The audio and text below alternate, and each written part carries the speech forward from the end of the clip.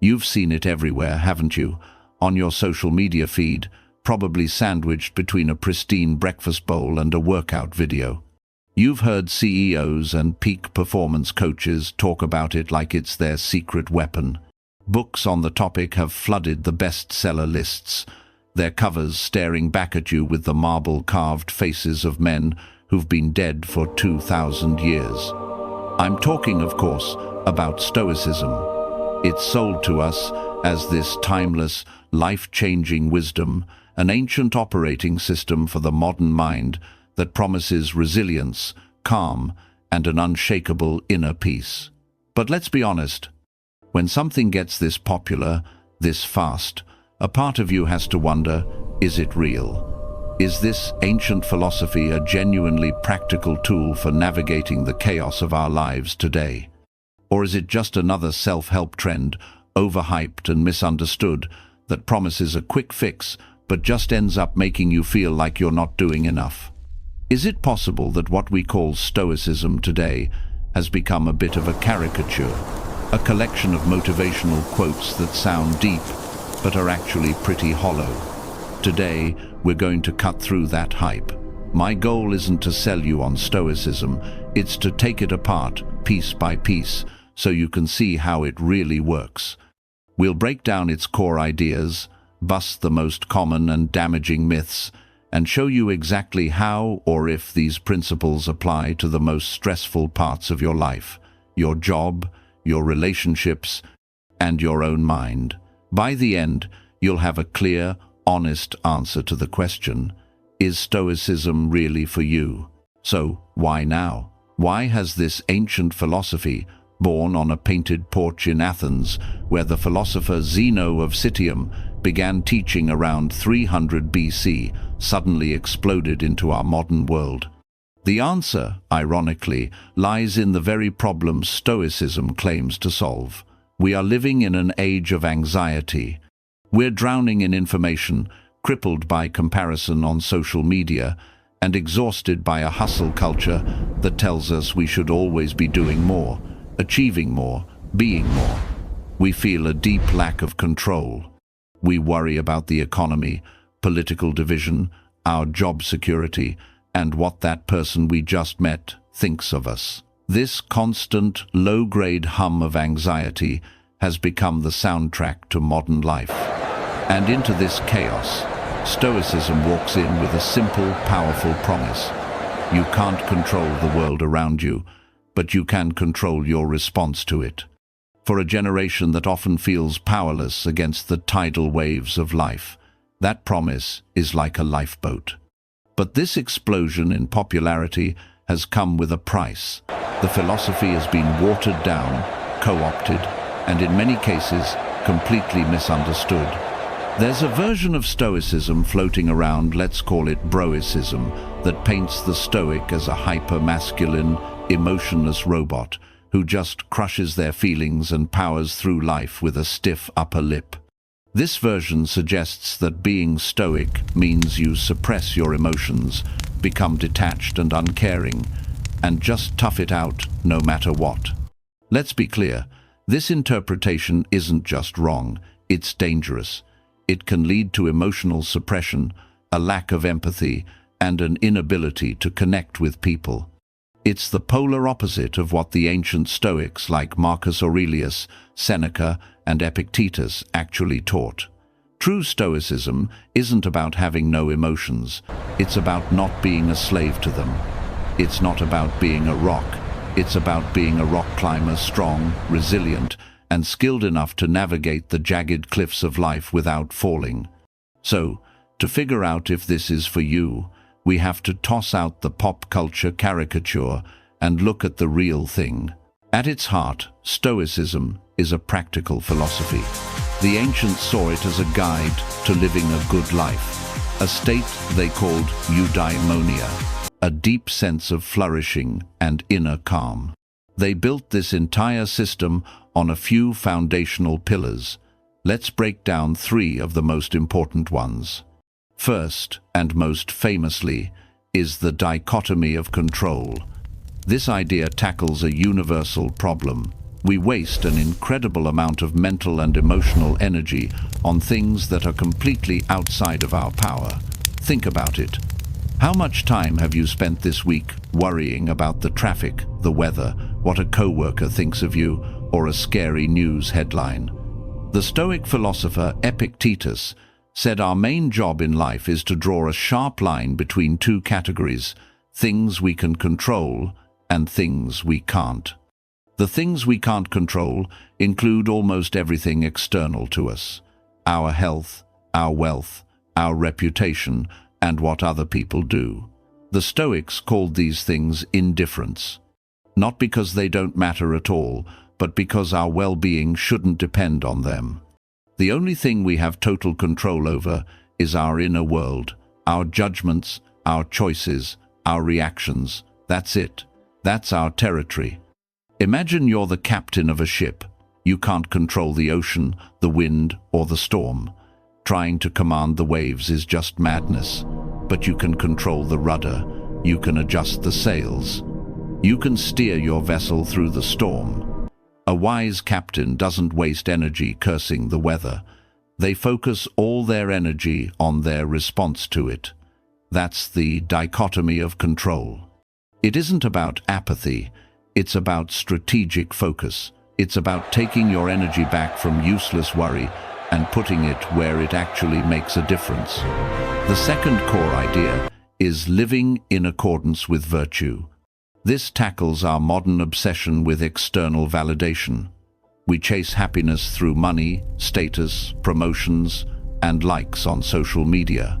But the Stoics would say this is a recipe for misery. Why? Because all of those things are external. They're not in our control. They can be given, and they can be taken away in a heartbeat. Tying your happiness to them is like building your house on sand. The Stoic solution, the only true good, the only thing that creates lasting happiness, is a virtuous character. This isn't about being preachy or holier than thou. For the Stoics, virtue was about excellence of character, shown through 4 key qualities. Wisdom, knowing how to navigate complex situations. Justice, treating others with fairness and kindness. Courage, facing challenges with integrity. Temperance, practicing self-control and balance. This becomes your personal scorecard. While the world is judging you on your job title or your bank account, you're judging yourself on your character. Did I act with courage today? Was I fair in that conversation? Did I choose wisely? This is a game you can always win because your character is always within your control. The Roman Emperor Marcus Aurelius, one of history's most famous Stoics, constantly wrote in his private journal, Meditations, to focus on being a good person, not on what others thought of him. Finally, let's look at a practice that sounds a bit scary: premeditatio malorum, or the premeditation of adversity. This addresses our chronic fear of the future. We live with a nagging anxiety about what might go wrong. What if I lose my job? What if I get sick? What if this relationship ends? This constant what-if game can paralyze us and steal our joy in the present. The Stoic solution, from the philosopher Seneca, is counterintuitive. Instead of pushing these fears away, you calmly and deliberately look them in the eye. Take a few moments each day to imagine losing the things you value most. Picture your career taking a hit. Imagine your health failing. Imagine losing someone you love. This isn't about being morbid or negative. It serves 2 powerful purposes. First, it's a form of exposure therapy for the soul. By mentally rehearsing worst-case scenarios, you strip them of their terror. You realize that even in the face of great loss, you have inner resources to rely on. You build resilience. Second, and maybe more importantly, it cultivates profound gratitude. When you open your eyes after imagining the loss of your job, you feel a renewed appreciation for the work you have today. When you think about a loved one being gone, you hold them a little tighter when you see them. It transforms anxiety about the future into gratitude for the present. If this breakdown is clearing things up and you're finding it useful, do me a favor and hit that like button. It's a small thing, but it really helps the channel and tells me you want more deep dives like this. Now, let's get practical and see how these ideas actually play out in real life. A philosophy is useless if it just stays in a book. So let's pull these concepts out of ancient Rome and put them to work right here, right now. Let's start with your job. The modern workplace can be a minefield of stress. You've got demanding bosses, impossible deadlines, office politics, and the constant fear of layoffs. It's the perfect storm for anxiety and burnout. Here's how a Stoic approach helps. Faced with a tough project and an unreasonable deadline, your gut reaction is probably stress. But using the dichotomy of control, you'd pause and separate things out. You can't control the deadline. You can't control your boss's expectations. But you can control your effort, your attitude, and how you manage your time. You shift your focus from the outcome to giving your absolute best within the constraints you have. This simple shift lowers anxiety and, funnily enough, usually improves your performance. When a colleague is being difficult or playing games, you recognize their behavior is their issue, stemming from their judgments, not yours. Your job is to respond with professionalism and fairness, the virtue of justice, not with reactive anger. You start to reframe challenges. A big presentation isn't a threat, it's a chance to practice courage. A failed project isn't a catastrophe, it's a chance to learn and build resilience. Your workplace transforms from a source of stress into a training ground for your character. Now, let's talk about relationships. So much of our pain in relationships with partners, family, and friends comes from one single flawed desire to control other people. We get frustrated when they don't act the way we want, say what we want to hear, or feel how we think they should. Stoicism offers a radical release from this. You cannot control your partner, you cannot control your parents, you cannot control your friends, you can only control you. This is incredibly freeing. It means your responsibility isn't to fix them, but to be the best partner, child, or friend you can be. It encourages empathy. When someone hurts you, Marcus Aurelius would advise you to remember that they are acting from their own perspective. They believe what they are doing is right. Your response shouldn't be rage, but a calm attempt to understand and communicate, and if that fails, to accept their limitations without letting bitterness take root. But, and this is a critical point, this doesn't mean you become a doormat. This is where the virtue of justice kicks in. Stoicism is not about passively accepting mistreatment. Justice might demand you set firm boundaries. Courage might demand you end a toxic relationship. The difference is that you do it from a place of reason and self-respect, not from a place of messy, emotional reactivity. You act, you don't just react. Finally, and most importantly, let's look at your mental well-being. This is where Stoicism's power really shines in the modern world. Many psychologists see Stoicism as the philosophical grandparent of cognitive behavioral therapy, CBT, one of the most effective modern treatments for anxiety and depression. Both CBT and Stoicism work on one core idea. It's not events themselves that cause our suffering, but our judgments about those events. An email from your boss isn't inherently stressful. It's the story you tell yourself about it. This is bad news. My job is on the line that creates the stress. Stoicism teaches you to become a gatekeeper of your own mind. When an anxious thought shows up, you don't have to let it in and serve it tea. You can pause, look at it, and ask, is this thought true? Is it helpful? And most importantly, is this about something I can control? A powerful way to do this is through journaling, just like Marcus Aurelius did, writing down your anxieties, breaking them apart, and questioning them rationally strips them of their emotional power. This practice of mindful self-reflection, of creating a little space between you and your thoughts, is a game changer for reducing anxiety and building genuine emotional resilience. Now, it would be dishonest to present Stoicism as some perfect, one-size-fits-all cure. It has real limitations and faces valid criticisms. To truly decide if it's for you, we have to look at the other side of the coin. One common critique is that Stoicism is too passive. If you just accept what happens, doesn't that mean accepting injustice? Does it turn you into someone who just lets bad things happen? This is a misunderstanding of the dichotomy of control.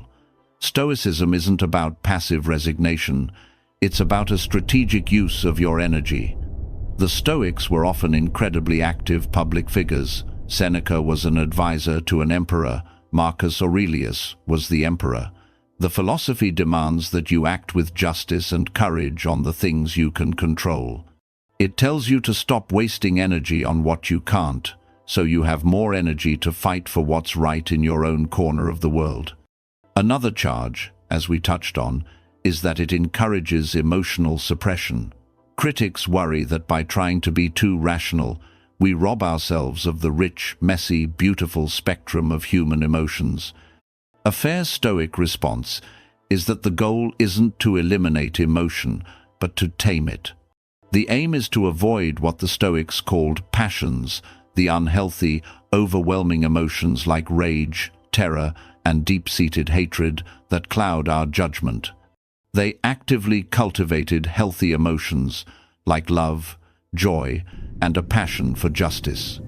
It's about trading the violent emotional swings that cause so much pain for a more stable and serene, but still deeply felt, existence. So, with all that said, who is Stoicism not for? First, it's not for someone looking for a life hack or a quick fix. Stoicism is a practice. It's a lifelong training of the mind that requires daily effort and reflection. There's no magic pill. It's also probably not a good fit for anyone unwilling to take radical responsibility for their own inner state. The whole philosophy rests on the idea that your happiness is an inside job. If you truly believe that your well-being depends entirely on external things, the core ideas of Stoicism will feel impossible. Finally, and this is the most important one, Stoicism is not a substitute for professional mental health treatment. While it's an incredible tool for managing everyday stress and building resilience, it may not be the right primary approach for someone dealing with severe depression, deep trauma, or other clinical conditions. In those cases, philosophy should be a powerful supplement to, not a replacement for, therapy and medical care. We've gone deep into one of the most popular and most misunderstood philosophies of our time.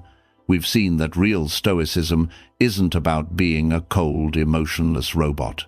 It's a practical, demanding, and deeply compassionate operating system for your mind. It's about focusing your precious energy on the one thing you truly own, your character and your choices. It's about building an inner fortress of self-respect that no external event, no matter how chaotic, can ever topple. It's about finding a quiet, resilient calm in a world that just keeps getting louder. So, let's go back to that central question one last time. Is Stoicism really for you? The answer, in true Stoic fashion, is entirely up to you. It has nothing to do with your personality or your life circumstances. It's a choice. Stoicism is for you if you're ready to do the work. It's for you if you're ready to shift your focus from the outside world of fleeting results to the inside world of lasting character. It's for you if you're willing to trade the roller coaster of emotional highs and lows for a deeper, more stable kind of contentment. The philosophy offers a path, but you're the one who has to walk it. If this journey resonated with you, and you want to keep exploring practical philosophy for a better life, Make sure you subscribe and hit that notification bell so you don't miss what's next. And now, I have a question for you. Based on what we've talked about, what is just one area of your life where you could apply the dichotomy of control this week? Let me know in the comments below. I really look forward to reading your thoughts. Thank you for watching.